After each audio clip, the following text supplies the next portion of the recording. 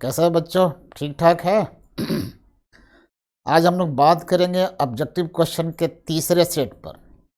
आज हम लोग तीसरे सेट पर बात करेंगे। हम सब जानते हैं कि ऑब्जेक्टिव क्वेश्चन इस एग्जाम के लिए कितना इम्पोर्टेंट है।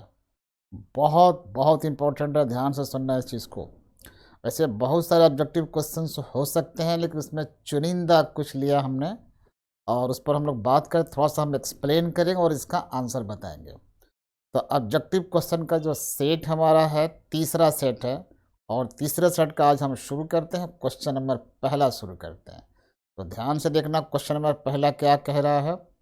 और पहला क्वेश्चन है, आय व्यय खाता तैयार किया जाता है। आय व्यय खाता तैयार किया जाता है, इतनी ही लाइन लिखी हुई है।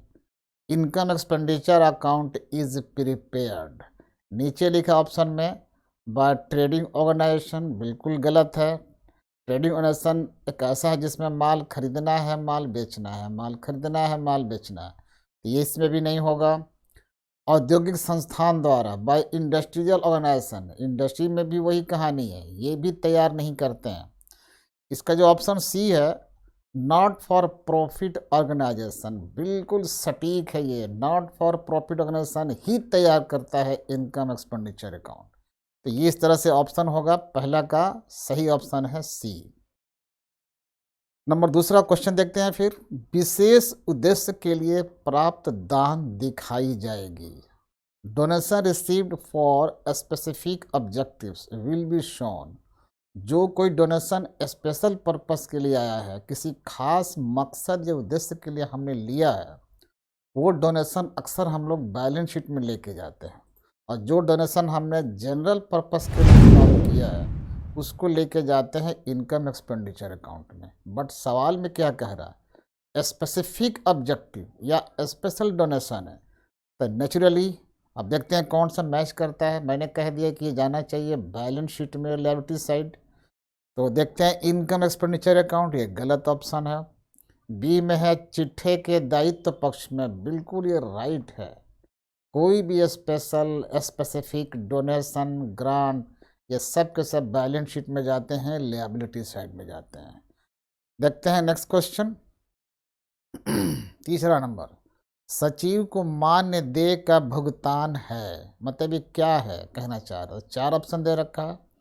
कैपिटल एक्सपेंडिचर, थोड़ा सा पहले बता दें, जो हमारे सचिव हैं उनको जो हम मानदेय देते हैं वो ऑनरेबल पर्सन है, वो माननीय पर्सन है। तो इन माननीय पर्सन्स को अगर हम उनको पेमेंट करते हैं तो सैलरी नहीं दे सकते। तो जो कुछ उनको हम पे करते हैं माननीय के लिए, ऑनरेबल पर्सन के लिए, उसको हम लोग ऑनरेरियम कह देते हैं। और ये हमारे लिए होता है रेवेन्यू एक्सपेंडिचर। और जो रेवेन्यू एक्सपेंडिचर होता है उसको हम लोग लेके जाते हैं इनकम एक्सपेंडिचर अकाउंट में। देखते हैं ऑप्शन कौन सा मैच कर रहा है। तो पहला ऑप्शन है कैपिटल एक्सपेंडिचर, ये बिल्कुल नहीं है। दूसरा बी जो है रेवेन्यू एक्सपेंडिचर, बिल्कुल ये सटीक है। कैश एक्सपेंस भी इसमें नहीं आएगा, इनमें से कुछ नहीं। तो ये बी जो ऑप्शन आपका बिल्कुल मैच कर रहा, आयगत व्यय है ये। देखते हैं अगला क्वेश्चन, चौथा नंबर, साझेदारी अनुबंध बनाना। देख क्या लिखा है, preparation of partnership agreement deed is, क्या है पार्टनरशिप डीड जो बनाते हैं, एग्रीमेंट जो तैयार करते हैं। पहला ऑप्शन कहता है कि कंपल्सरी है, कंपल्सरी नहीं है, वॉलेंट्री है, ये कुछ हद तक से आगे देखते हैं, पार्टली कंपल्सरी, ये भी गलत है, इनमें से कोई नहीं। तो जो बी है ऐच्छिक है। हम इसको ऐसे लिखित बना भी सकते हैं या मौखिक भी रखते हैं, इसलिए हमारी इच्छा पर डिपेंड करता है कि पार्टनरशिप डीड हम रखें या ओरल काम चला लें।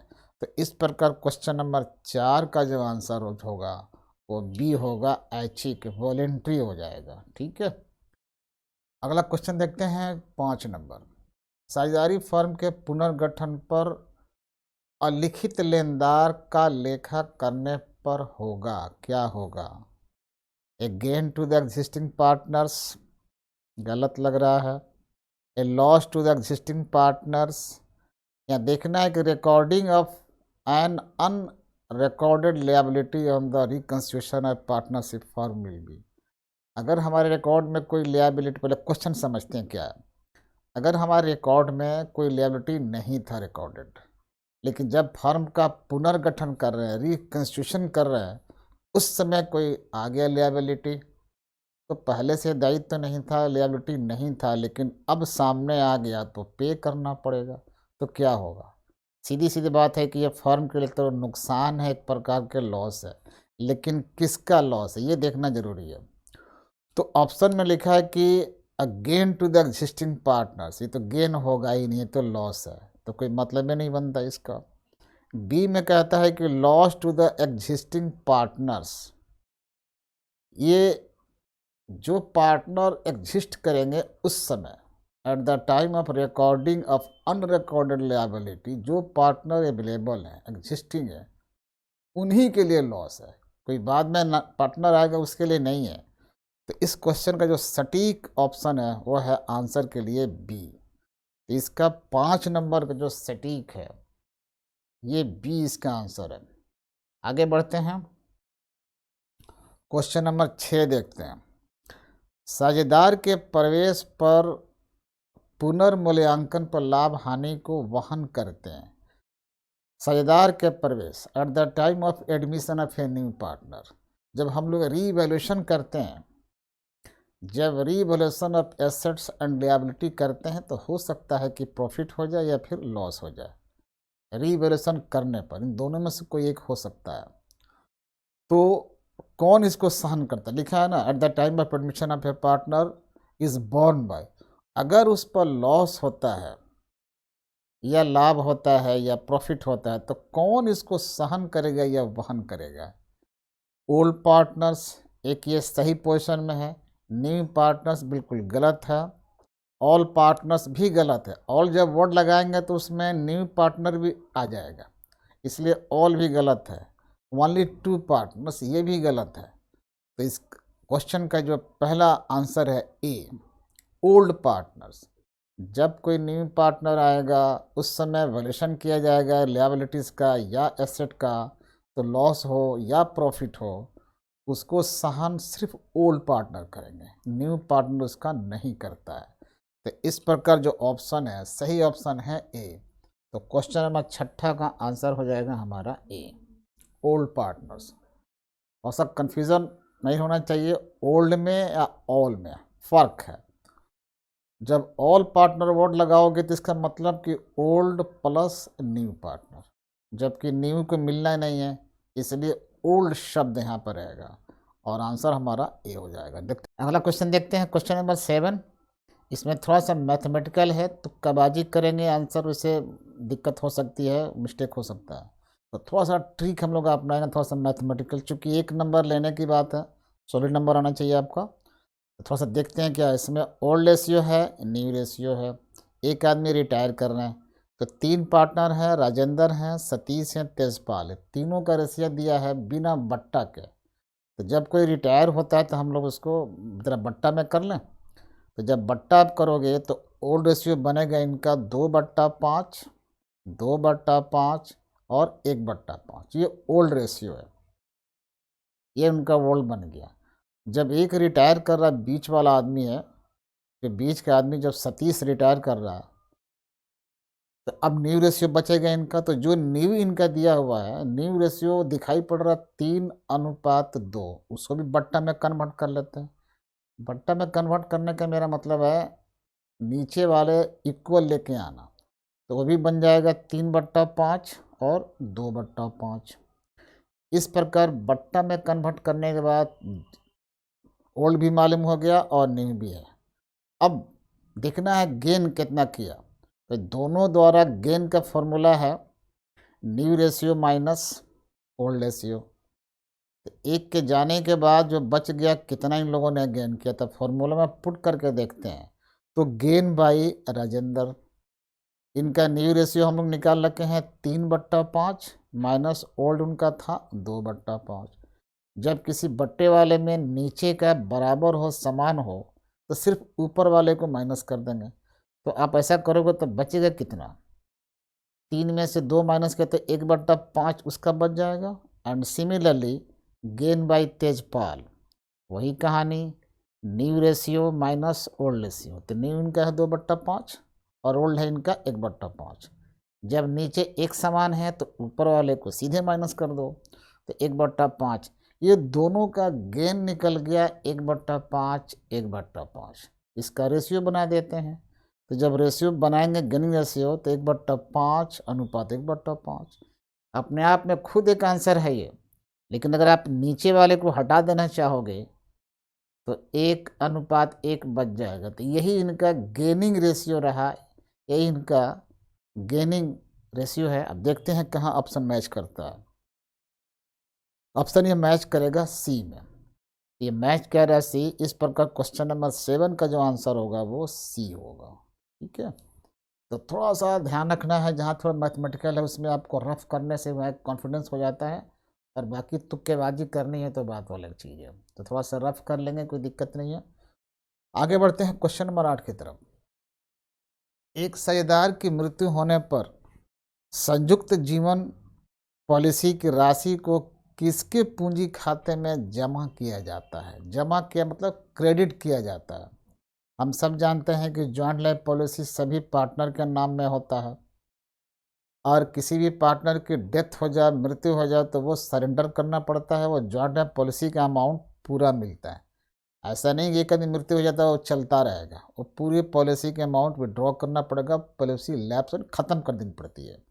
लेकिन बंटवारा करना है तो हम सब जानते हैं जॉइंट लाइफ पॉलिसी हो तो सबका है, तो जो अमाउंट उसका मिलेगा वो तो सबके खाते में जाने चाहिए। सबके खाते में जितने जॉइंट वाले थे, जो मर गया वो और जो बच गए, तो सब में जाना चाहिए। देखते हैं ऑप्शन कौन सा है।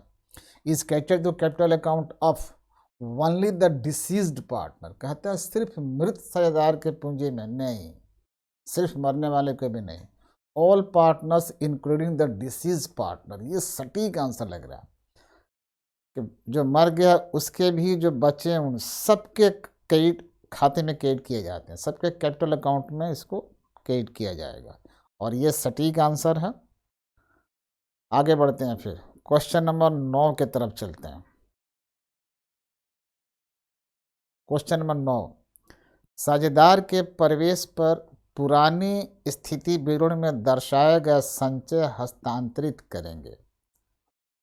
जो पहले से रिजर्व रखा हुआ है, जो ओल्ड रिजर्व भी कह लें या एक्यूमुलेटेड रिजर्व भी कह सकते हैं, at the time of admission of a new partner general reserve appearing in the old balance sheet is transfer to. जो पुराने साझेदार हैं वो लोग अपना कमा कर प्रॉफिट जमा किए हैं या रिजर्व जमा किए हैं, लेकिन जब कोई नया पार्टनर आता है तो इसमें से उनको नहीं मिलना चाहिए, नए पार्टनर को नहीं मिलना चाहिए। तो किसके खाता में? जो पहले से रिजर्व है वो ओल्ड पार्टनर्स के खाते में जाना चाहिए, कैपिटल अकाउंट में जाना चाहिए, ना कि न्यू पार्टनर के। तो ये सिद्धांत है। अब देखते हैं ऑप्शन क्या है। ऑल पार्टनर्स कैपिटल अकाउंट, जब ऑल वर्ड लगेगा तो इसमें ओल्ड भी आ जाएंगे, न्यू भी आएंगे, तो ये तो नहीं होगा, ऑल में तो होगा नहीं। नए शेयरदार के उसको नहीं मिलेगा बिल्कुल, पुराने लोगों ने कमा कर रिजर्व करके रखा था। फिर नीचे लिखा है सी में कि ओल्ड पार्टनर्स कैपिटल अकाउंट, ये बिल्कुल सही बात है। जो पुराने पार्टनर हैं उनकी कमाई है रिजर्व, इसलिए उनके खाते में, उनके पूंजी खाते में जाने चाहिए। तो क्वेश्चन नंबर 9 का जो सही आंसर है वो सी है इसका आंसर। आगे बढ़ते हैं, फिर क्वेश्चन नंबर 10 की तरफ देखते हैं। लेनदार और देय विपत्र जैसे दायित्वों को वसूली खाते में हस्तांतरित करने के पश्चात भुगतान के संबंध में सूचना के अभाव में ऐसे दायित्वों का, ये कहना चाह रहा है कि अगर हमारे कोई क्रेडिटर्स हैं या बिल्स पेएबल हैं, तो जब इसको हम रिलेशन अकाउंट में ट्रांसफ़र कर लेते हैं तो ये आउटसाइड लिएबिलिटीज़ होते हैं। एक बार तो ट्रांसफ़र कर दे, चूँकि outside liabilities transfer to relation account on credit side. अब इनको पेमेंट करना होता है, तो पेमेंट करने के बाद हमें क्वेश्चन में इंडिकेशन होना चाहिए कि कितना पे कर रहे हैं, फुल अमाउंट पे कर रहे हैं या उससे कम पे कर रहे हैं। अगर क्वेश्चन में कोई इंडिकेशन नहीं है, if there is no any indication about the payment to the outside liabilities, then the book value of liability is paid. ये रूल है, सिद्धांत है। तो ये वही कह रहा है कि अगर सूचना के अभाव है, इन्फॉर्मेशन नहीं है कितना पे कर रहा है, तो जो बुक वैल्यू है, जो बैलेंस शीट में लिखा हुआ है, उतना ही हम लोग पे करेंगे। तो देखते हैं किस में क्या है। भुगतान नहीं होगा, कहे भाई क्यों, भुगतान तो होना होना है। पूर्ण भुगतान होगा, फुल्ली पेड, ये कुछ लग रहा, थोड़ा आगे बढ़कर और देख लेते हैं। पार्टली पेड, ये गलत है, इनमें से कुछ नहीं, ये भी गलत है। इस प्रकार बी हमारा सटीक है कि फुल्ली पेड। सीधे सीधे रूल है, किसी आउटसाइड लायबिलिटी के पेमेंट के बारे में इंफॉर्मेशन नहीं है तो पूरी राशि उसको चुकाई जाएगी, वही पूरी राशि या फुल्ली पेड भुगतान करेंगे। नेक्स्ट क्वेश्चन देखते हैं फिर। क्वेश्चन नंबर 11, सामान्य उद्देश्यों के लिए प्राप्त दान दिखाया जाएगा। Donation received for general purpose will be shown. पहले हमने कहा था किसी क्वेश्चन में कि अगर स्पेशल डोनेशन है, किसी स्पेसिफिक पर्पस के लिए है, वो बैलेंस शीट में चला जाता है लायबिलिटी साइड में। अगर कोई जनरल डोनेशन है तो वो इनकम एक्सपेंडिचर अकाउंट में चला आता है सीआर साइड में, क्रेडिट साइड में। तो अभी कहाँ देखते हैं ऑप्शन कहाँ मैच कर, ध्यान रखना यहाँ पर जो डोनेशन मिला है वो जनरल पर्पस है तो इनकम एक्सपेंडिचर में आना चाहिए। तो देखते हैं मैच इन इनकम एक्सपेंडिचर अकाउंट, ये लग रहा बिल्कुल। चिट्ठे का दायित्व बिल्कुल नहीं जाएगा उसमें।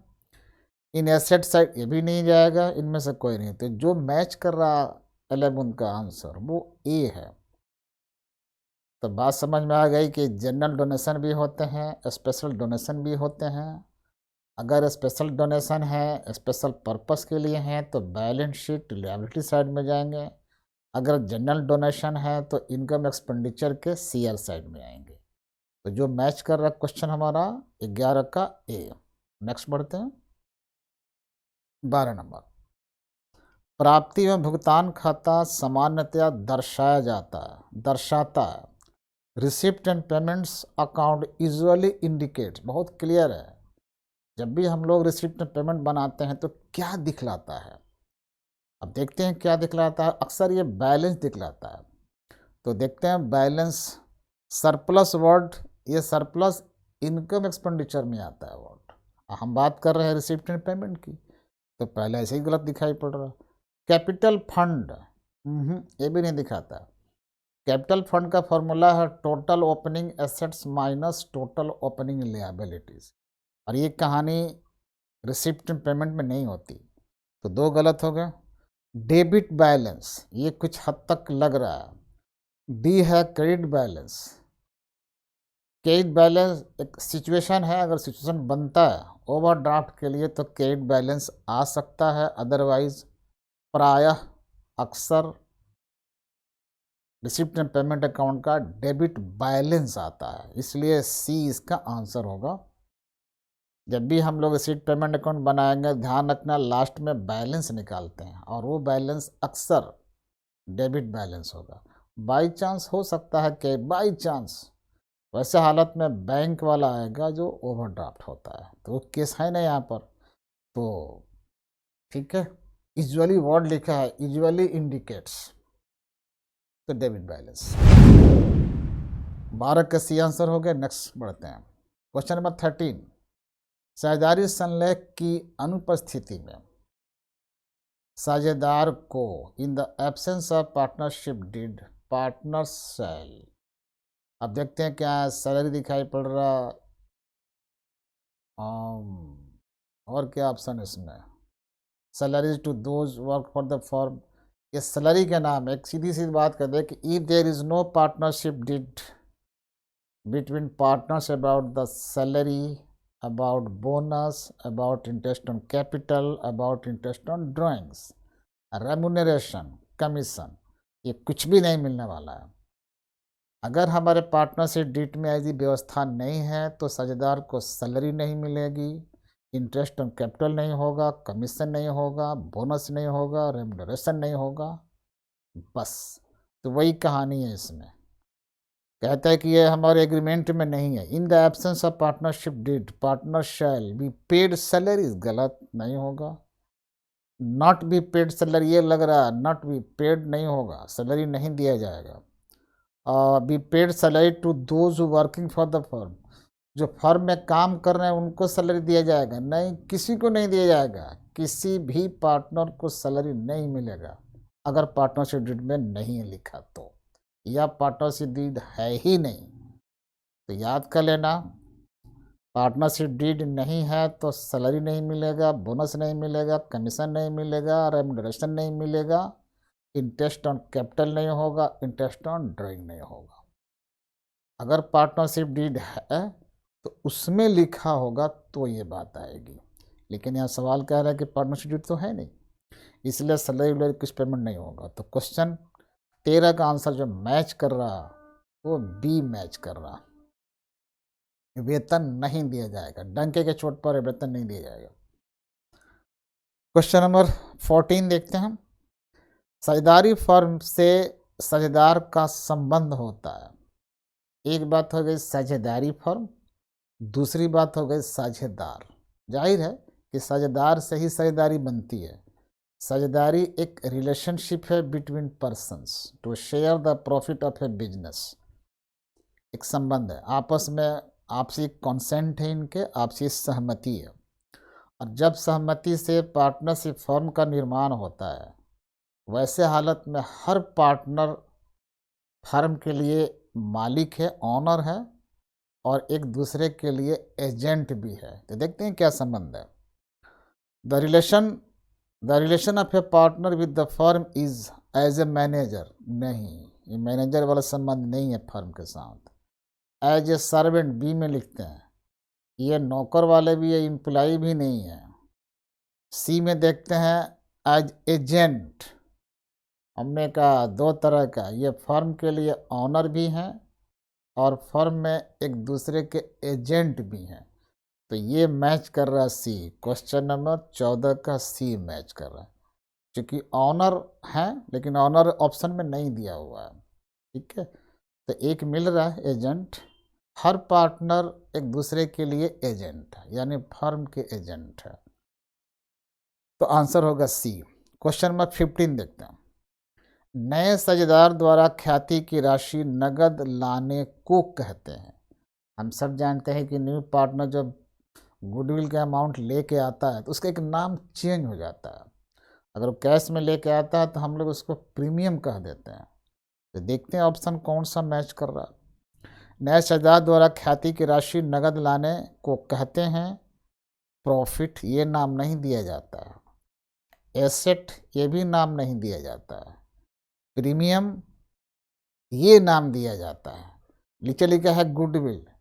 अक्सर गुडविल हम तब नाम देते हैं जब गुडविल के लिए समथिंग पे करते हैं, लेकिन जब कोई न्यू पार्टनर गुडविल के अमाउंट लेके आता है तो हम तो पे करते नहीं कुछ, बल्कि उल्टा ले लेते हैं। तो वैसे हालत में गुडविल के अमाउंट हमें मिल रहा है तो गुडविल नाम न देकर हम लोग प्रीमियम नाम दे देते हैं। और इस प्रकार क्वेश्चन नंबर 15 का आंसर होगा सी। आगे बढ़ते हैं क्वेश्चन नंबर 16। पुनर्मूल्यांकन खाता में नाम पक्ष पर जमा पक्ष का आधिक्य है। नाम पक्ष माने डियर साइड, जमा पक्ष मतलब शेयर साइड। तो जब कहता है कि रिवोल्यूशन अकाउंट में यदि डियर साइड शेयर साइड से अधिक हो, एक्सेस ऑफ क्रेडिट साइड, अंग्रेजी में लिखा है excess of credit side over the debit side in revaluation. जो क्रेडिट साइड है वो डेबिट साइड से अधिक है, सीधे ये क्या होगा, प्रॉफिट हो जाओ, सीधे प्रॉफिट होगा ये। तो देखते हैं कहीं है ऑप्शन में लॉस तो होगा नहीं गलत, गेन होगा नहीं गलत, प्रॉफिट। तो ये सी आ जाएगा इसमें। हम सब जानते हैं रिवोल्यूशन अकाउंट बनता है, उसमें डेबिट साइड अधिक हो सकता है या क्रेडिट साइड अधिक हो सकता है। अगर क्रेडिट साइड अधिक होगा तो प्रॉफिट हो जाएगा, अगर डेबिट साइड अधिक होगा तो लॉस हो जाएगा। बट सवाल में लिखा है क्रेडिट साइड अधिक है। Next question, question number 17। साझेदार का दायित्व। साझेदार का दिवालिया होना किस प्रकार का समापन है। हम सब जानते हैं डिसोल्यूशन ऑफ पार्टनरशिप फर्म के बारे में। तो कई प्रकार है, कई mode of dissolution of partnership है, कई तरह से हो जाते हैं। लेकिन अगर कोई पार्टनर दिवालिया हो जाए, इंसॉल्वेंसी है पार्टनर, तो नेचुरली फर्म डिसॉल्व हो जाएगा। तो किस प्रकार का है डिसोल्यूशन बाय कोर्ट? कोर्ट को क्या पता, वो कैसे कर देगा? कंपल्सरी डिसोल्यूशन, एक और है इसमें डिसीजन बाय इंसिडेंस और नन ऑफ दिस। ये 4 ऑप्शन इसमें दे रखे हैं। तो 4 ऑप्शन के हिसाब से अगर दिवालिया कोई होता है पार्टनर, तो आप छुपाओ या कुछ भी करो, कई एग्रीमेंट करने होते हैं, आपस में कंसेंट करना चाहते हैं, तो कंपल्सरी रूप से आपको फॉर्म डिसॉल्व करनी पड़ेगी, क्योंकि हर पार्टनर एक दूसरे के एजेंट होता है, उनके बीच में एजेंसी होती है, और एजेंसी भी एक कॉन्ट्रैक्ट है, और कोई भी दिवालिया व्यक्ति द्वारा किया गया जो कॉन्ट्रैक्ट वो इनवैलिड होता है। इसलिए बस अगर कोई पार्टनर दिवालिया होता है तो कंपल्सरी, अनिवार्य रूप से समाप्त। तो आंसर इसका होगा 17 का ए, कंपल्सरी डिसोल्यूशन।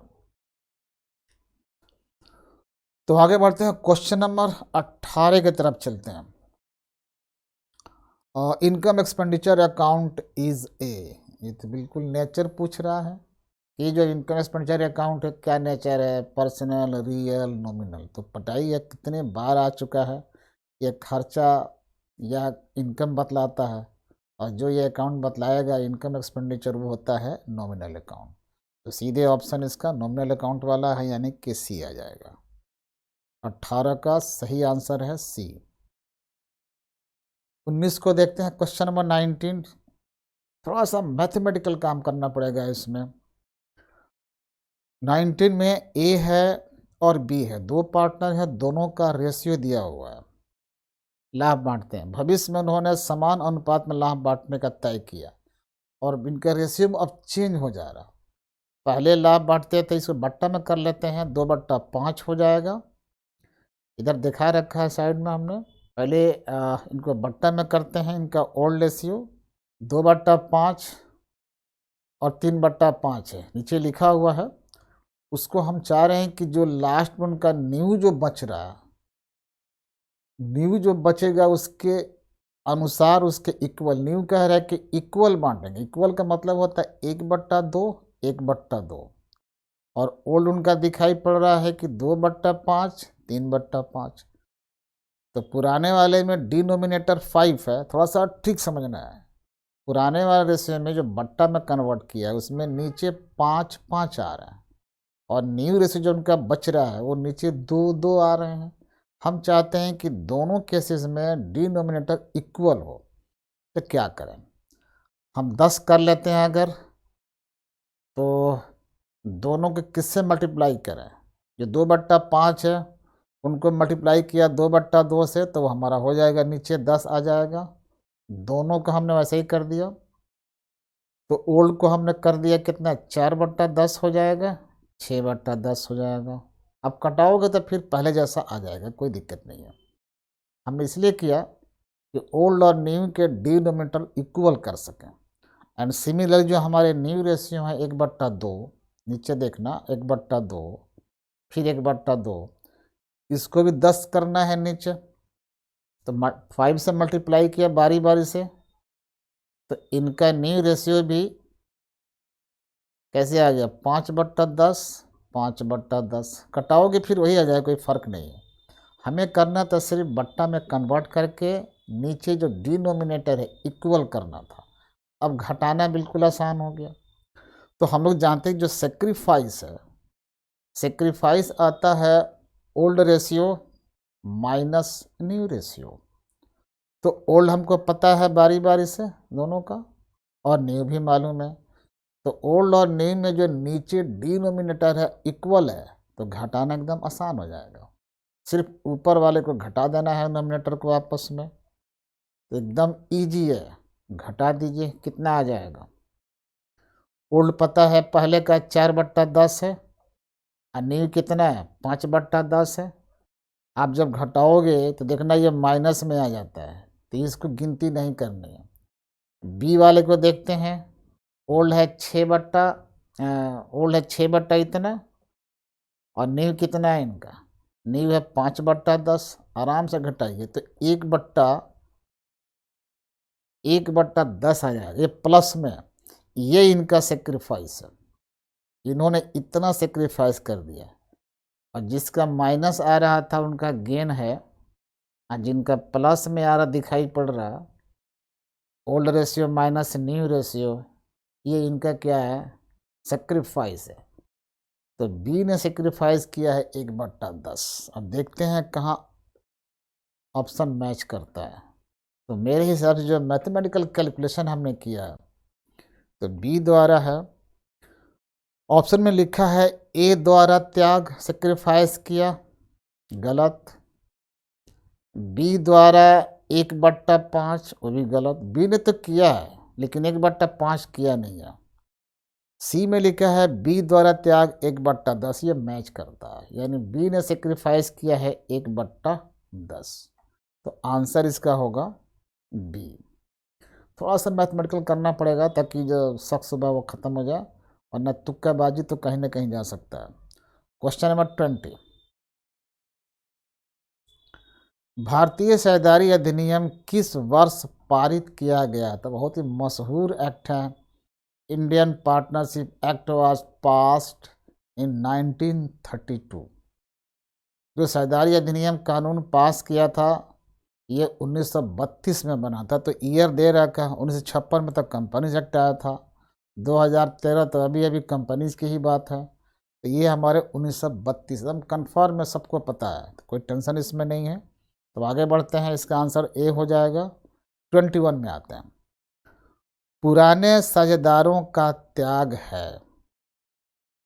जो पुराने साझेदार हैं उनका सेक्रीफाइस निकालना है। तो सेक्रीफाइस का फॉर्मूला अभी अभी हमने लिखवाया था। सेक्रीफाइस का फॉर्मूला लिखवाया था old ratio minus new ratio. तो देखते हैं कौन सा फॉर्मूला मैच कर रहा है। तो ये बी फॉर्मूला मैच कर रहा है।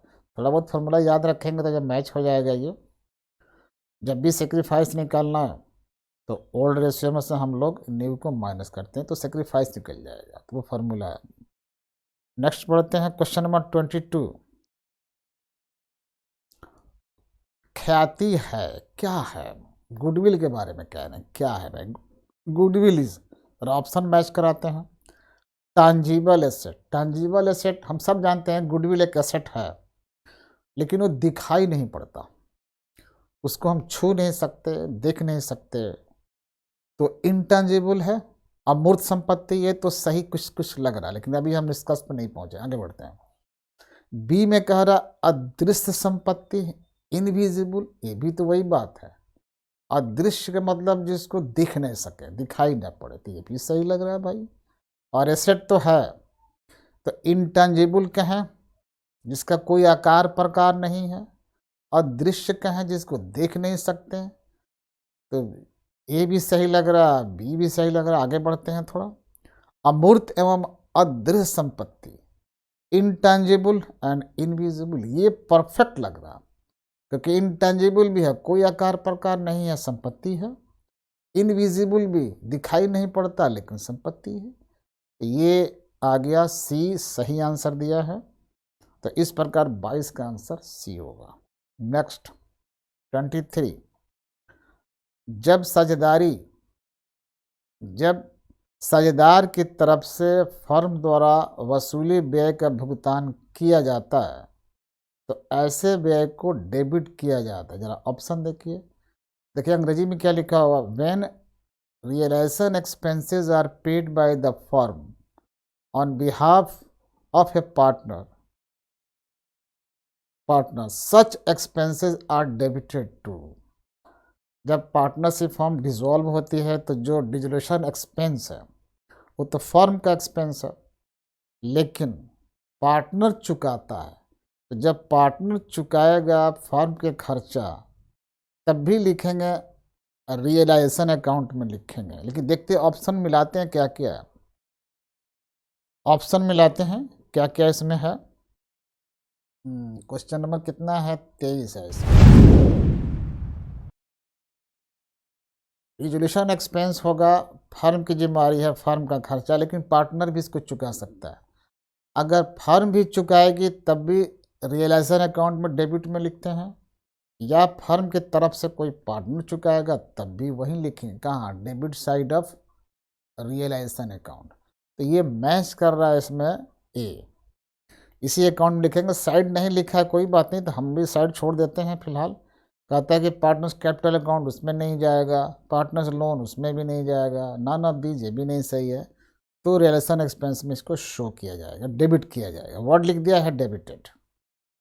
नेक्स्ट 24, इनमें से कौन सी क्रिया वित्तीय क्रियाओं के अंतर्गत आती है? जैसा कि हम सब जानते हैं कैश फ्लो स्टेटमेंट में 3 क्रियाएं होती हैं। There are 3 activities under cash flow statement. एक तो ऑपरेटिव एक्टिविटीज़ होते हैं, उसके बाद इन्वेस्टिंग एक्टिविटीज़ आते हैं, फिर आते हैं फाइनेंशियल एक्टिविटीज़। तो फाइनेंशियल एक्टिविटीज कैश का फ्लो होता है, कैश अंदर आएगा या फिर बाहर जाएगा।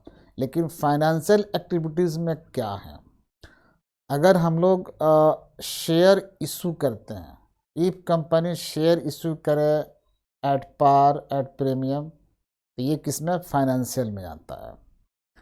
अगर long term loan company raise करती है यानी डिवेंचर इशू करती है, तो डिवेंचर एक लॉन्ग टर्म लोन है, अगर लॉन्ग टर्म डिवेंचर इशू करती है तब भी क्या होता है, फाइनेंशियल सोर्स से कैश का फ्लो होता है। तो देखते हैं कहाँ मैच कर रहा है। तो 24 में ये जो लिखता है कैश है, नगद बिक्री, ये तो बिल्कुल ऑपरेटिंग एक्टिविटीज है, हमको पूछ रहा है ऊपर फाइनेंशियल। बी में सॉरी ए में कह रहा है receipt from issuance of equity shares. अगर इक्विटी शेयर जारी करते हैं तो कैश आएगा, तो कैश का फ्लो है, और यही हमारा फाइनेंशियल है। फाइनेंशियल एक्टिविटीज़ में है issue of shares, issue of debentures, ये दोनों से आते हैं। Payment of dividend, payment of interest on dividend, तो खैर वो तो ऑप्शन में नहीं है, एक ऑप्शन मैच कर रहा है इशू ऑफ शेयर्स। ये हमारे फाइनेंशियल एक्टिविटीज़ में आते हैं जिससे कैश का फ्लो होता है। कैश सेल इसमें नहीं आता, बैंक ओवर ड्राफ्ट भी इसमें नहीं आता। परचेज ऑफ डिवेंचर्स, जब हम परचेज करते हैं डिवेंचर का, हमारा कैश जाता है, ठीक है, कैश का फ्लो है, लेकिन ये इन्वेस्टमेंट हो गया हमारा, ये इन्वेस्टमेंट है। अब वो कह रहा है फाइनेंसिंग, तो इस प्रकार हमारा आंसर ए होगा, 24 का ए। अगला क्वेश्चन देखते हैं 25 देखते हैं। 25 में क्या है, एक क्लब द्वारा प्राप्त आजीवन सदस्यता शुल्क को दिखाया जाता है। हम सब जानते हैं क्लब एक नॉट फॉर प्रॉफिट ऑर्गेनाइजेशन है, इसमें लाइफ मेंबरशिप फीस हमको मिलते हैं लाइफ टाइम के लिए, तो लंबे समय के लिए मिलते हैं। इसको सीधे हम लोग बैलेंस शीट के लायबिलिटी साइड में दिखलाते हैं, सीधी सी बात है। अब देखते हैं मैच क्या करता है। इनकम एक्सपेंडिचर में नहीं जाएगा, आर्थिक चिट्ठा में, ये तो सही लग रहा है। अच्छा और देख लें बगल में क्या, प्रॉफिट लॉस में नहीं जाएगा, नॉन ऑफ दिस, ये भी, तो ये मैच कर रहा है हमारे हिसाब से बी। क्वेश्चन नंबर 25 का आंसर बी मैच कर रहा, कि जब भी लाइफ मेंबरशिप फीस मिलता है तो सीधे हम लोग बैलेंस शीट के लायबिलिटी साइड में दिखलाते हैं। ओके, क्वेश्चन नंबर 26 को देखते हैं 26। Receipt and payment account is फिर वही नेचर पूछ रहा है, रिसिप्ट एंड पेमेंट, तो रिसिप्ट पेमेंट ये कैश या बैंक का बैलेंस बतलाता है, और हम सब जानते हैं कि कैश एक एसेट है, तो कैश का बैलेंस भी एसेट होगा, और वो एसेट है तो रियल अकाउंट है। एंड सिमिलरली बैंक बैलेंस है तो एसेट है, वो भी रियल अकाउंट है। और इसी रियल अकाउंट का चर्चा हम लोग करते हैं रिसिप्ट एंड पेमेंट अकाउंट में, इसलिए रिसिप्ट एंड पेमेंट अकाउंट भी रियल अकाउंट है। तो मैच करा लेंगे, देखते हैं कौन सा मैच कर रहा। तो 26 का आंसर होगा बी, रियल अकाउंट, क्योंकि इसमें कैश और बैंक इन्हीं दो की चर्चा होती है। नेक्स्ट है 27। आयव्यय खाता बनाया जाता है, कौन बनाता है आयव्यय खाता? इनकम एक्सपेंडिचर अकाउंट बनाया जाता है बाय बिजनेस ऑर्गेनाइजेशन, ये तो गड़बड़ लग रहा है। बाय इंडस्ट्रियल ऑर्गेनाइजेशन, ये भी गड़बड़ लग रहा है। By not for profit organisation, ये परफेक्ट है। जितने हमारे एनपीओ हैं वही बनाते हैं इनकम एक्सपेंडिचर अकाउंट। और हम सब जानते हैं एनपीओ कौन है, जो सर्विस में डील करते हैं, सर्विस प्रोवाइड करते हैं, सर्विस परचेज करते हैं। इसमें नॉट फॉर प्रॉफिट और ऐसे कैटेगरी में आते हैं, तो इसका आंसर हो जाएगा सी। अगला क्वेश्चन देखते हैं 28। सचिव को मानदेय का भुगतान है, payment of honorarium to secretary is treated as. पहले भी कहीं ना कहीं क्वेश्चन आया था, जब भी हम किसी सचिव को पेमेंट करते हैं, ऑनरेरियम देते हैं, चूँकि ऑनरेबल पर्सन है तो ये हमारे लिए एक्सपेंडिचर है। और ये कौन सा एक्सपेंडिचर है, इसको हम लोग रेवेन्यू एक्सपेंडिचर के रूप में रखते हैं। तो अगर ये मैच करता है बी, ऑप्शन है यहाँ पर बी, 28 का बी आंसर हो जाएगा। Question number 29। Outstanding subscription is an income, expense, liability, none of this. ये 4 ऑप्शन है, मैच करा हो से बता दें। जो एनपीओ केस में जो सब्सक्रिप्शन होते हैं वो हमारे करंट ईयर के लिए इनकम होते हैं, लेकिन कई बार करंट ईयर का सब्सक्रिप्शन बाकी रह जाता है, आउटस्टैंडिंग रह जाता है। जो इनकम हमारे लिए है अगर वो बाकी रह जाए, करंट ईयर में नहीं मिले, तो फ्यूचर में मिलेगा, सीधी सी बात है। And anything is expected to receive in future is assumed as asset. Future में कुछ भी मिलने की जब बात आएगी तो उसको हम लोग एसेट मान लेंगे। लेकिन यहाँ क्या कह रहा है, बकाया चंदा, बकाया चंदा किससे मैच कर रहा है, इनकम। भाई इसमें तो गड़बड़, जो बाकी है तो फ्यूचर में मिलेगा, लेकिन एट द सेम टाइम अगर ये एडजस्टमेंट में कहीं दिया है तो इनकम भी माना जाता है, साथ ही साथ उसको हम लोग एसेट भी मानते हैं। अगर एडजस्टमेंट की बात नहीं है, हमारे ट्रायल बैलेंस में दिया हो तो कोई एक मानेंगे, अगर ट्रायल बैलेंस के अंदर दिया हुआ है तो एसेट मान लिया जाता है।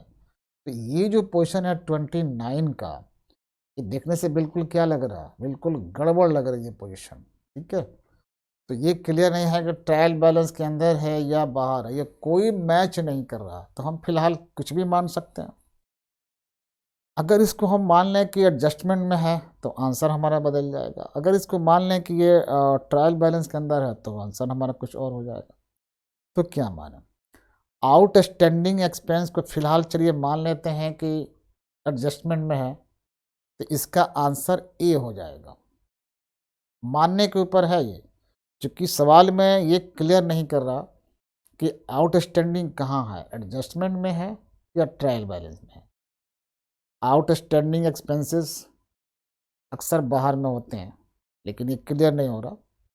अगर हम इसको बाहर मान लेते हैं, अगर ये बाहर मानेंगे तो दोनों बातें होंगी, इनकम भी होना है इसको, फिर एसेट भी होना है। तो अब लायबिलिटी तो बिल्कुल होगा नहीं, एक्सपेंस तो बिल्कुल होगा नहीं, इनमें से कोई नहीं, ये भी नहीं होगा। तो फिलहाल जो ऑप्शन दिया हुआ है उस ऑप्शन के हिसाब से इसका आंसर ए सही लग रहा है। आगे बढ़ते हैं, फिर 29 के बाद हम लोग आगे बढ़ते हैं 30। गैर व्यापारिक संस्थाओं में, गैर व्यापारिक संस्थाओं में देयताओं पर परिसंपत्तियों के आधिक्य को कहते हैं। The excess of assets over liabilities in non trading concerns is term add.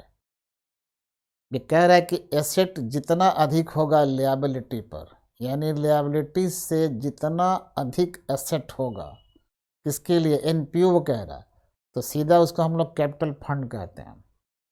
Access of assets over liability, ये सब ओपनिंग की बात होती है, ये फॉर्मूला भी है। Capital fund is equal to total assets minus total liabilities, opening, ये कैपिटल फंड बन जाता है। तो देखते हैं ऑप्शन कौन सा मैच कर रहा है इसमें। तो इसमें ए मैच कर रहा है कैपिटल फंड, कैपिटल ये नहीं मैच कर रहा, प्रॉफिट ये नहीं मैच कर रहा, नेट प्रॉफिट ऑप्शन के हिसाब से कोई मैच नहीं कर रहा है सिवाय ए के। तो इस प्रकार हम कह सकते हैं कि हमारा 30 का आंसर है A. Capital fund is equal to total assets minus total liabilities. इसको ऐसे भी बोल सकते हैं, capital fund is the excess of assets over liabilities, ऐसे भी बोल सकते हैं। लेकिन ध्यान रखना ओपनिंग के बारे में कहा जाता है, बट ऑप्शन के हिसाब से आंसर ये होगा। देखते हैं नेक्स्ट क्वेश्चन 31। तो 31 में for a non trading organisation honorarium is, honorarium के बारे में हम सब जानते हैं कि ऑनरेरियम किस सम्मानित आदमी के दिया जाता है, ये एक तरह का खर्चा है, एक्सपेंस है। अब एक्सपेंस में कौन सा एक्सपेंस है, ये हमारा रेवेन्यू एक्सपेंडिचर है। तो ऑप्शन देखते हैं, है तो एक्सपेंस, पेमेंट कर रहे हैं, लेकिन पेमेंट है, एक्सपेंडिचर है, कौन सा है, रेवेन्यू एक्सपेंडिचर है। बट ऑप्शन देखते हैं, इनकम, ये तो है नहीं। बी में कहता है कि ये सेट, ये भी नहीं मैच करेगा। सी में कहता है एक्सपेंस, ये मैच कर रहा। तो हमारा आंसर हो जाएगा 31 का सी, एक्सपेंस है ये। नेक्स्ट बढ़ते हैं 32 की तरफ। यदि स्पष्टतया कुछ न दिया हो तो प्रवेश शुल्क माना जाता है। Entrance fees unless otherwise stated is treated as. अगर एंट्रेंस फी के बारे में कोई इंडिकेशन नहीं है, if there is no any indication about the entrance fee, तो हम लोग सीधा सीधा उसको मान लेते हैं रेवेन्यू आइटम मानते हैं। अब रेवेन्यू आइटम में दो प्रकार के हो सकते हैं, एक तो इनकम का आइटम है, एक एक्सपेंडिचर का आइटम है, लेकिन है ये रेवेन्यू आइटम। इंट्रेंस फ़ी हमें एक तरह का रिपीटिटिव नेचर का है, बार बार की बात आती है, इसलिए रेवेन्यू है। अगर प्रश्न में कोई इंडिकेशन है उसका पालन करते हैं, अगर इंडिकेशन नहीं है तो सामान्य तौर पर हम लोग उसको रेवेन्यू आइटम मानते हैं। और रेवेन्यू में कौन सा आइटम होगा, ये इनकम होगा। तो चलिए देखते हैं आंसर इसका कौन सा मैच करता है। कैपिटल रिसिप्ट, ये कैपिटल आइटम तो है नहीं, और रेवेन्यू इनकम ये कुछ लग रहा, बाकी देखते हैं और क्या हो रहा। ए लिएबिलिटी, ये बिल्कुल ही नहीं है लिएबिलिटी। डी में नन ऑफ दिस, ये भी गलत। तो दिए गए अल्टरनेटिव में बी सबसे सटीक बैठता है, ये आयगत, ये रेवेन्यू इनकम है, ये रेवेन्यू इनकम है, ये बार बार वाले नेचर इसलिए हमारे इनकम में आ गए। ठीक है जी, तो नेक्स्ट बढ़ते हैं फिर 33 की तरफ। साझेदारी संलग्न की अनुपस्थिति में साझेदार को उनके द्वारा फर्म को दी गई अग्रिम राशि पर ब्याज दिया जाएगा। बिल्कुल ये सही बात है। अगर एग्रीमेंट है तो ठीक है, उसके अनुसार ब्याज दिया जाएगा। अगर एग्रीमेंट नहीं है, if there is no agreement और partnership deed between partner about the loans given by the partner to the firm, in this case जो पार्टनर ने लोन दिया है फर्म को उस पर ब्याज बनता है, लेकिन रेट है, करंट रेट है 6%। अगर एग्रीमेंट है तब तो एग्रीमेंट में जो लिखा होगा उसके अनुसार ब्याज होगा, और जब एग्रीमेंट ही नहीं है तो कुछ लिखा भी नहीं है, इसलिए सीधे सीधे पर कानून के हिसाब से 6% का ब्याज होगा। तो इसमें लिखा ऑप्शन में ए 5% जो नहीं है, बी में लग रहा है 6%, 9% सी में नहीं लगेगा, डी में 8% नहीं। तो इसका आंसर होगा 33 का बी, 6%। आगे बढ़ते हैं 34 की तरफ। कौन साझेदारी की विशेषता नहीं है, which one is not the feature of partnership. हम सब जानते हैं कि on the basis of definition of partnership इसके फीचर्स होते हैं। तो फीचर्स में कई आते हैं, एग्रीमेंट होना चाहिए, पार्टनर की संख्या कम से कम 2, अधिक से अधिक 50 होने चाहिए, उनके लिमिट अनलिमिटेड लिएबिलिटी होने चाहिए, प्रॉफिट शेयरिंग रेशियो होने चाहिए, ये बातें हैं और कई हैं। तो देखते हैं, कह रहा है सवाल कि कौन सा उनके फीचर्स में नहीं है। तो देखते हैं, पहला फीचर एग्रीमेंट, जरूर होना चाहिए एग्रीमेंट। सवाल है कि नहीं होना चाहिए, इस पर ध्यान दे रहे हैं। बी में कहता है कि शेयरिंग ऑफ प्रॉफिट, ये भी होता है फीचर में। सी में कहता है कि सीमित दायित्व, ये तो गड़बड़ है क्योंकि ये लिमिटेड लायबिलिटी पार्टनरशिप में नहीं होता।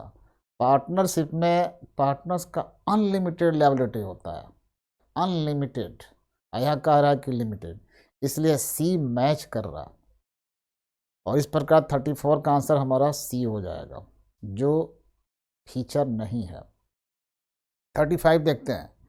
साझेदारी समझौते के अभाव में साझेदारों को पूंजी पर ब्याज दिया जाएगा। In the absence of partnership deed, ये क्वेश्चन पहले भी आया था। Interest on capital will be given to the partners at 8%, 6%, 9%, none of the. पहले हम बता चुके हैं कि अगर पार्टनरशिप डीड नहीं है तो किसी भी साझेदार को कैपिटल पर इंटरेस्ट नहीं होगा, ड्राइंग पर इंटरेस्ट नहीं होगा, सैलरी नहीं होगा, बोनस नहीं होगा, कमीशन नहीं होगा, कुछ भी होने वाला नहीं है। ये कह रहा है कि ब्याज होगा, पार्टनरशिप डीड नहीं है तब भी, अरे गलत है, ब्याज तो होगा ही नहीं। तो इसका मैच क्या अगर 35 का आंसर आएगा डी, इनमें से कोई नहीं है, कितनाओं पसंद कर लें,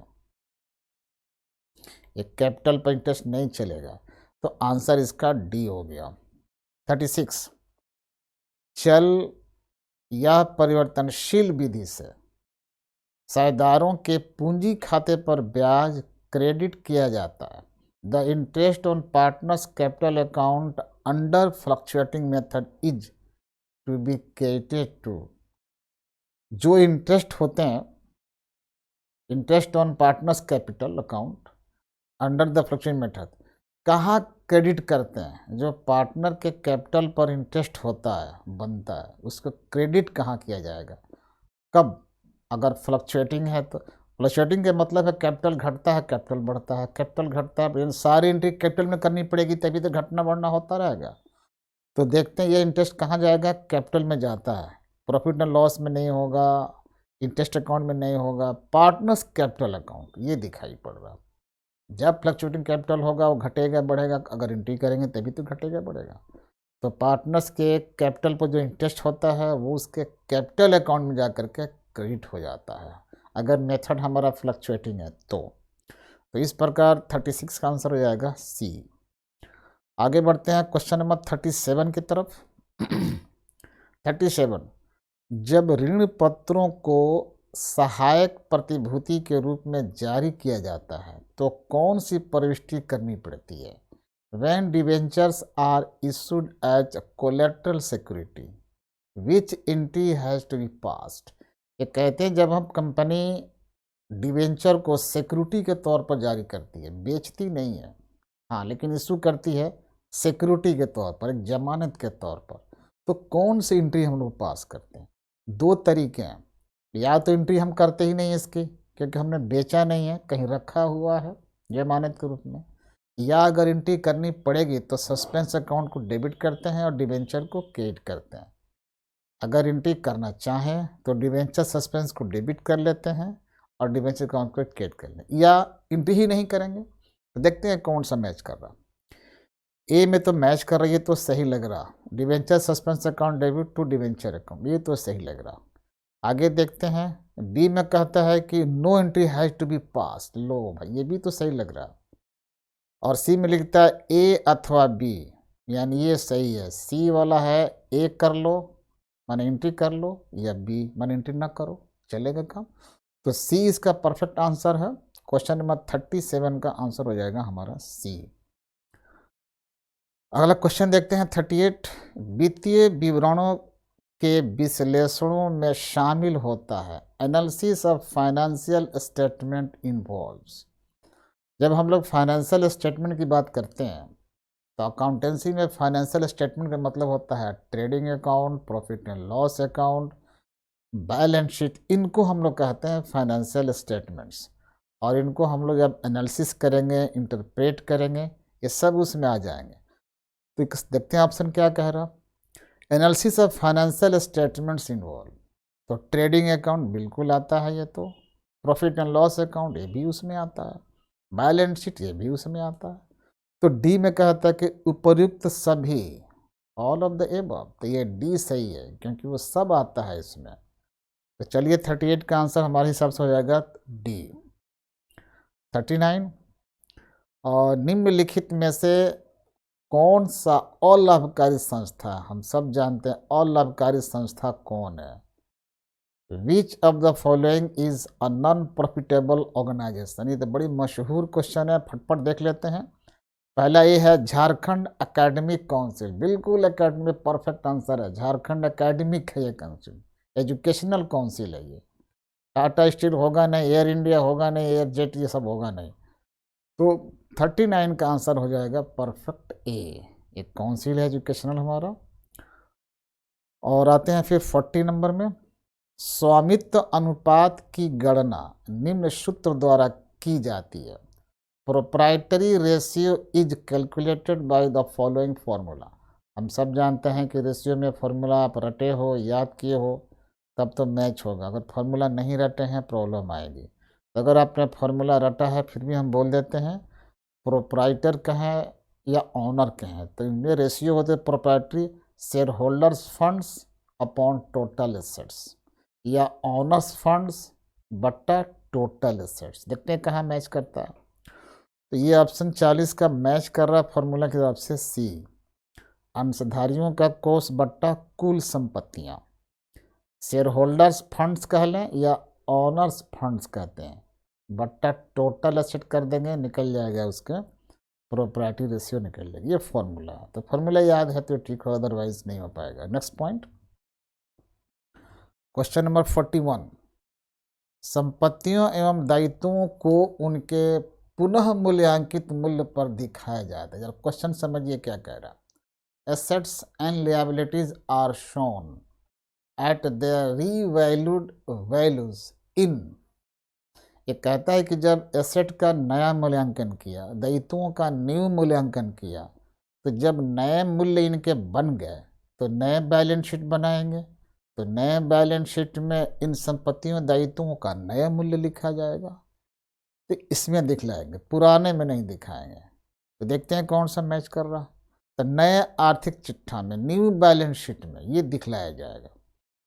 रिवोल्यूशन में नहीं होगा। रिवोल्यूशन में तो सिर्फ नाफा कितना हुआ, नुकसान कितना हुआ वो दिखलाते हैं, उसके नए वैल्यू नहीं दिखलाते हैं, क्योंकि एसेट्स है, लिएबिलिटी है, वो बैलेंस शीट में जाएगा। लेकिन न्यू वैल्यू है, इसलिए न्यू एक बैलेंस शीट बनेगा, उसमें चले जाएगा। तो आंसर 41 का ए मैच कर रहा है। देखते हैं 42 क्या कह रहा है। एक कंपनी की विशेषताएं हैं, features of a company. Separate legal entity, बिल्कुल सही है, ये तो है सेपरेट लीगल एंटिटी। क्वेश्चन कह रहा है कि फीचर्स के बारे में कह रहा है। एक कंपनी की विशेषताएं हैं, तो पहली विशेषता है सेपरेट लीगल एंटिटी, यानी कानूनी अस्तित्व इसका एक अलग है। इसका मतलब है कानून के नज़र में कंपनी को एक सेपरेट माना जाता है, आर्टिफिशियल पर्सन माना जाता है, उस पर मुकदमा चल सकता है, कंपनी भी दूसरों पर मुकदमा कर सकती है, जैसे आदमी लोग करते हैं। तो सेपरेट इसका लीगल कानूनी अस्तित्व है, ये फीचर में आता है। ये भी है। क्वेश्चन में कहता है कि कौन है, एक तो है, दूसरा देखते हैं परपेचुअल एग्जिस्टेंस।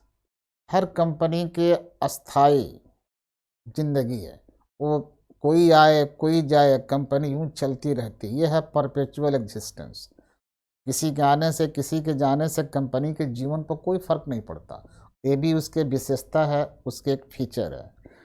तो बी भी है। सी में देखते हैं लिमिटेड लिएबिलिटी। कंपनी के जो मेंबर्स होते हैं उनकी जो लिएबिलिटी है वो लिमिटेड होता है। The liability of members of the company is limited to their value of shares.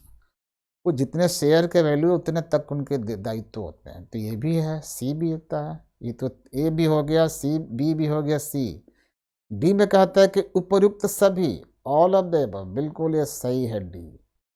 D के हिसाब से जितने वो दिए गए हैं सब के सब कंपनी के फीचर्स हैं, तो आंसर सटीक होगा इसमें 42 का डी। Next question 43।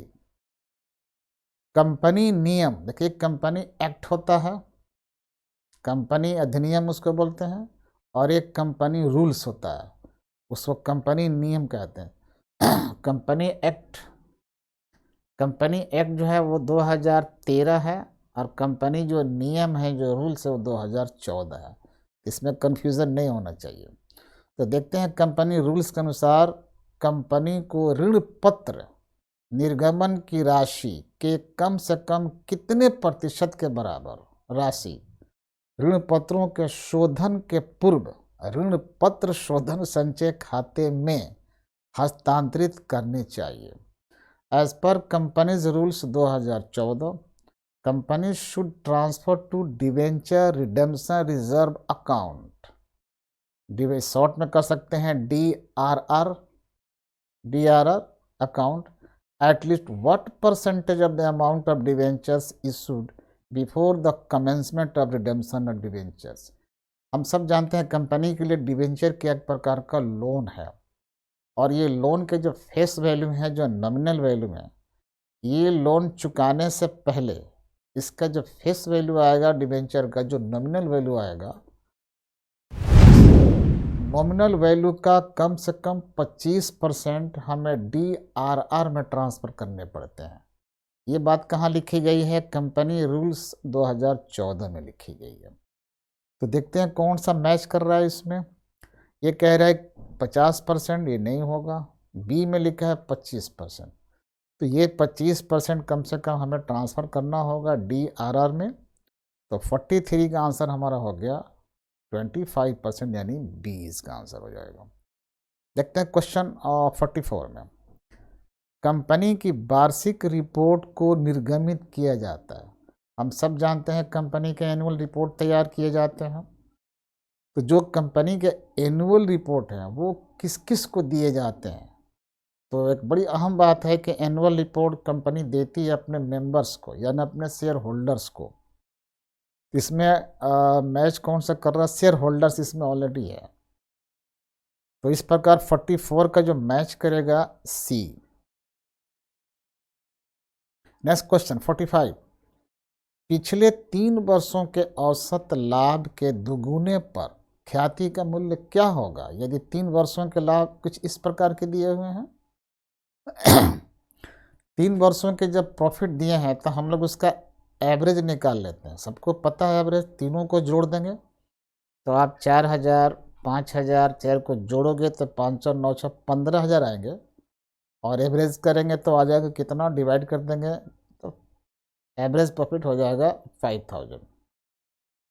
ये एवरेज प्रॉफिट है। हमें गुडविल निकालना है इस औसत के दुगुने पर, तो दुगुना कर दीजिए 5 को, तो 5000 multiply 2 equal to 10,000, and this is the value of goodwill. अब देखते हैं कहाँ मैच कर रहा है गुडविल। तो क्वेश्चन 45 का मैच कर रहा है बी, ये है इसका आंसर। 46 देखते हैं। तरल संपत्तियों में शामिल होता है। तरल संपत्ति मीन्स लिक्विड एसेट। एक अहम बात कह दें कि लिक्विड एसेट जितने हमारे करंट एसेट हैं, अगर आप करंट एसेट समझते हो तो करंट एसेट को ही लिक्विड एसेट कहेंगे। सिर्फ 2 आइटम माइनस कर दो उसमें से। तो करंट एसेट में से हम प्रीपेड निकाल देते हैं और उसमें से स्टॉक निकाल देते हैं, तो जो करंट बच जाता है वो सब क्या है? लिक्विड एसेट बन जाता है। ठीक है जी। तो लिक्विड एसेट इंक्लूड देखते हैं क्या क्या है। बिल्स रिसीवेबल, बिल्कुल ये करंट एसेट है, ये रखा जाता है लिक्विड में, ये भी आएगा। बी में कहता है डेटर्स, ये भी करंट एसेट है, ये रखा जाएगा उसमें। कैश बैलेंस, ये भी रखे जाते हैं। अब ये 3 आइटम है, तीनों करंट एसेट है, रखे जाते हैं। लिक्विड में हमें सिर्फ 2 चीज़ को छोड़ना होता है, स्टॉक को छोड़ना होता है और प्रीपेड एक्सपेंस को छोड़ना, वो तो है ही नहीं इसमें। इसलिए ए भी सही है, बी भी सही है, सी भी सही है, सब मिलाकर डी कहता है ये सभी, यानी ये सभी के सभी हमारे क्या हैं? लिक्विड एसेट हैं। तो 46 आंसर हो जाएगा डी। नेक्स्ट देखते हैं 47। कुल संपत्ति टोटल एसेट्स टू डेप्ट रेशियो इज। कंपनी के पास टोटल एसेट कितने हैं और कितने कंपनी के पास लॉन्ग टर्म डेप्ट है, यानी कर्जा है, ऋण है कितने। क्या अगर सभी डेप्ट चुकाना पड़ जाए तो सारी संपत्तियों के बेचने पर चुकाने में कंपनी सक्षम है? एक एक सारे डेप्ट चुकाने पड़ जाए लॉन्ग टर्म, तो क्या हम सारे संपत्तियों के बेचकर चुका सकते हैं? अगर चुका सकते हैं, यही जानना है। इसको हम लोग सॉल्वेंसी कहते हैं, यानी क्षमता है, शोधन करने की क्षमता है, इसलिए इसका नाम इससे मिलता जुलता पड़ा है। तो इसको होता हम लोग सॉल्वेंसी रेशियो कहते हैं, शोधन क्षमता रेशियो। तो देखते हैं कौन सा तरल अनुपात, तो है नहीं, तो बी में दिखाई पड़ा शोधन क्षमता रेशियो।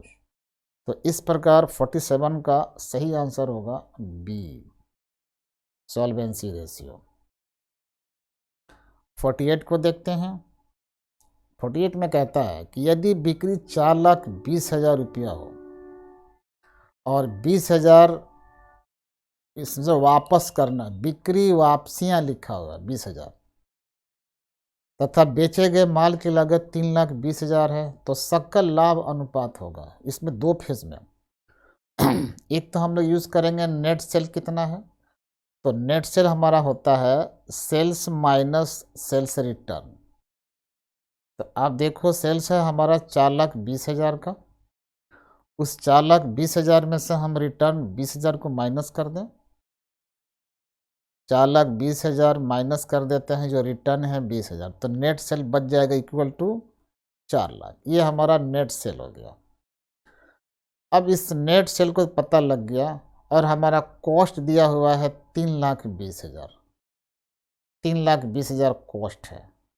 लेकिन जब तक हमें जीपी नहीं पता चलेगा, ग्रॉस प्रॉफिट नहीं मालूम होगा, हम रेशियो नहीं निकाल सकते हैं। एक फार्मूला लिखते हैं कि GP ratio is equal to GP into 100 divided by net sales, और इसको हम इक्वल करके पुट कर देते हैं, निकल जाएगा हमारा परसेंटेज ऑफ जीपी निकल जाएगा। इस प्रकार हम लोग जीपी निकाल लेंगे। उसमें हम सब जानते हैं कि जीपी कैसे निकलता है, नेट सेल्स माइनस कॉस्ट। तो 4,00,000 में से कॉस्ट माइनस कर दिया हमने, कितना 3,20,000, तो हमारा जीपी बच जाएगा कितना 80,000 बच गया। ये हमारा जीपी है। अब इस 80,000 को फॉर्मूला पुट करेंगे, जीपी से निकल जाएगा। फॉर्मूला नीचे नोट किया गया है, GP into 100 upon net sales. Put किया और काट करके क्या निकल गया हमारा 20%, and 20% is the GP ratio as per formula. तो देखते हैं 48 में कौन सा मैच करता है। ये ए मैच कर रहा। और सर कैलकुलेशन तो करना पड़ेगा अगर सही चाहिए तो। आगे बढ़ते हैं। क्वेश्चन नंबर 49, जब चालू अनुपात, तो ध्यान से देखना, अभी न्यूमेरिकल सवाल है, थोड़ा सा ट्रिक अपनाना पड़ेगा इसके लिए। जब चालू अनुपात 2:5 दिया है, मैंने 2:5 दिया है, और चालू दायित्वों की राशि 25,000 है, तो चालू संपत्तियों की राशि क्या होगी। When current ratio is 2:5 and the amount of current liability is 25,000, what is amount of current assets? इसके बारे में संबंध बता दें कि जो चालू अनुपात होता है वो होता है टोटल करंट एसेट्स बट्टा करंट लिएबिलिटीज। यानी ये रेशियो पहले आता है करंट एसेट, फिर बाद में आता है करंट लिएबिलिटीज। ये उसके अनुपात बता रहा है। तो जो 2 दिखाई पड़ रहा है वो करंट एसेट है, और जो 5 दिखाई पड़ रहा है वो करंट लिएबिलिटीज है। अगर इन दोनों को आपस में देखें हम गौर से, तो जो लिएबिलिटी है 5, उसके अगर आधा किया जाए, हाफ करें, तो 2.5 आना चाहिए। यानी 2.5 भी नहीं आ रहा, तो जो लिएबिलिटी 5 है उसके आधे से भी कम है क्या, करंट एसेट। तो इसी को जरा अंदाज में रखना है। तो जब हमको करंट लिएबिलिटी दे रखा है 25,000, अगर इसको आधा करेंगे तो 12,500 होगा। तो जो 12,500 आएगा उससे कम में आना चाहिए करंट एसेट को, क्योंकि रेशियो बता रहा कि लिएबिलिटी के आधे से भी थोड़ा कम है वो। तो एक अनुमान लगा लेते हैं कि 12,500 से भी कम आना चाहिए करंट एसेट। जब लिएबिलिटी 25,000 है तो उसके आधे से भी कम आना चाहिए। तो देखते हैं 25,000 के आधा 12,500 बनता है, 12,500 से भी थोड़ा कम होना चाहिए। तो ए में ऑप्शन पहले ही कुछ हद तक है दिखाई पड़ रहा, निकालेंगे तो आ भी जाएगा। बी में 12,500 तो जस्ट 50% तो होगा नहीं। सी में 62,500 तो कोई मतलब भी नहीं बनता है। और डी में कहता है इनमें से कोई भी नहीं। तो कौन सा मैच कर रहा है, बिल्कुल वो 10,000 मैच कर रहा है, जो 12,500 से थोड़ा सा कम आ रहा है, 50% से। इस प्रकार 49 का जो टेक्निकली जो आंसर हम लोगों का होगा तो 10,000 वाला आएगा, यानी ए होगा। अगर बनाएंगे कुछ मैथमेटिक्स पर तो वही आएगा, थोड़ा समय ज़्यादा लग जाएगा उसमें। तो ट्रिक से हमने काम चला लिया है। नेक्स्ट 50, इनमें से कौन सी क्रिया वित्तीय क्रियाओं के अंतर्गत आती है। वित्तीय क्रिया means financial activities. Which of the following activities comes under financing activities. हम सब जानते हैं कि इशू ऑफ शेयर्स फाइनेंसिंग है, रिडेम्पशन ऑफ शेयर्स फाइनेंसिंग है, इशू ऑफ डिवेंचर्स फाइनेंसिंग है, रिडेम्पशन ऑफ डिवेंचर्स फाइनेंसिंग है। तो ये फाइनेंसिंग में आता है। मैच कराते हैं कौन सा है इसमें। कैश सेल्स ये तो नहीं है financing. Purchase of machinery B में ये भी नहीं है, ये इन्वेस्टिंग वाला है। Receipt from issue of shares, ये इशू ऑफ शेयर फाइनेंसिंग, एक तो मिल जाए। दूसरा देखते हैं डी वाला, परचेज ऑफ डिवेंचर्स, ये इन्वेस्टिंग है। तो चारों ऑप्शन में सटीक आंसर हमारा है C, issue of shares is an item of financing activities. तो 50 का जो हमारा आंसर है वो है सी। तो बस आज यहीं समाप्त करते हैं। थोड़ा सा वीडियो लंबा है, ध्यान से देखना, बीच में थकान हो जाए बीच में पॉज करना, थोड़ा रेस्ट मारना, लेकिन ज़रूर ध्यान से सुनना इसको, ये बहुत काम आने वाला है आपके। और उम्मीद है कि आप अच्छा करोगे। चलिए हमारे तमाम सबको शुभकामनाएं हैं। Thank you.